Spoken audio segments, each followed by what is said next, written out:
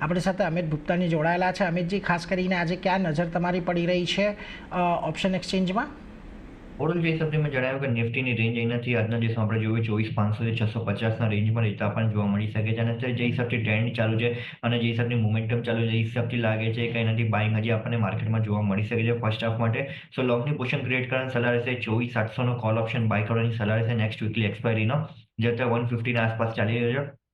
અપસાઇડમાં 220નો target રહેશે અને down સાઇડમાં એનાથી 110નો સ્ટોપ લોસ રહેશે. એટલે જો નિફ્ટીનો 24,700નો કોલ આવતા અઠવાડિયાની એક્સપાયરીનો તમારે ખરીદી કરીને ચાલવાની સલાહ બનતી દેખાઈ રહી છે.